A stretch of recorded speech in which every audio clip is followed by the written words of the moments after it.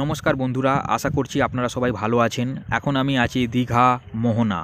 আপনারা যদি কখনো দীঘা ঘুরতে আসেন তাহলে এই মোহনাটা অবশ্যই ঘুরে যাবেন, না হলে কিন্তু আপনাদের দীঘা ঘোরা ব্যর্থ হয়ে যাবে। এখানকার লোকেশানটা খুব সুন্দর। এখানে একটা নদী এসে সমুদ্রের সাথে মিলিত হয়েছে, আর এখানকার সানলাইট দেখার মতো খুবই সুন্দর।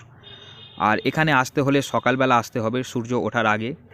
আর এই রাস্তাটা ধরে যখন আগে আপনারা এগিয়ে যাবেন, দুই সাইড থেকে জলের ঢেউ এসে যখন পাথরে লাগবে, সেটা কিন্তু দেখতে আরও বেশি ভালো লাগে। তো আমরা এখানে সকালবেলা চলে এসেছি, একটু আসতে দেরি হয়ে গেছে।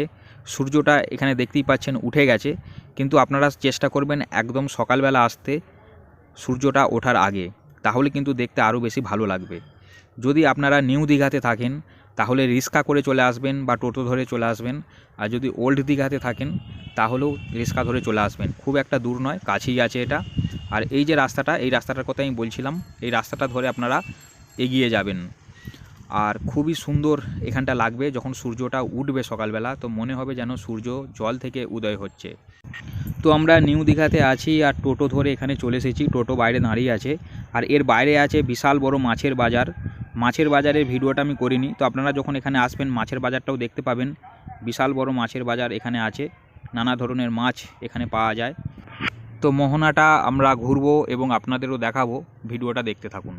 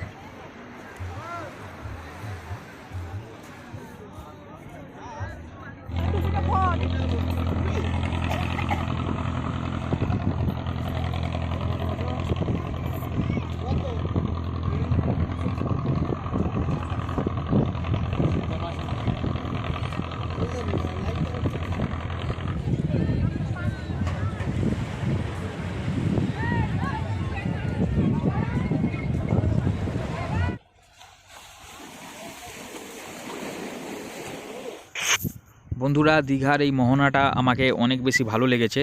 তো আমি একই দিনে দুইবার এখানে চলে এসেছি। সকালবেলা এসেছিলাম আর এখন দুপুরের টাইম। তো আগে যে ভিডিওটা দেখালাম ওটা আমি সকালবেলায় এসেছিলাম, আর এখন দুপুরে এসেছি। এখনও ভালোই জল আছে। আর এখানে অনেক ছোট ছোট শিপ বা বোট এরম ধরনের জলে চলছে, আপনারা দেখতেই পাচ্ছেন। এরা হচ্ছে সব মাছ ধরছে, এবং সাইডে সাইডে অনেক লোকজনও আছে যারা মাছ ধরছে। তো খুবই সুন্দর একটা লোকেশান, এখানে এলে আপনাদের অবশ্যই ভালো লাগবে।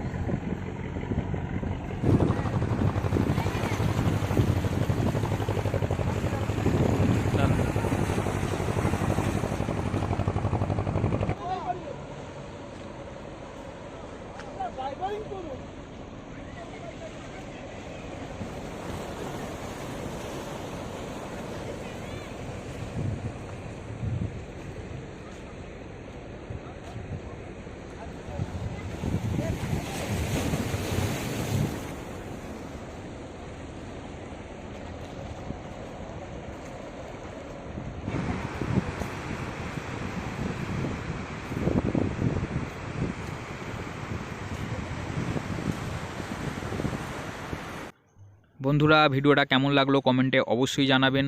চ্যানেলে প্রথমবার এলে চ্যানেলটা সাবস্ক্রাইব করে যাবেন। দেখা হবে আবার পরের ভিডিওতে।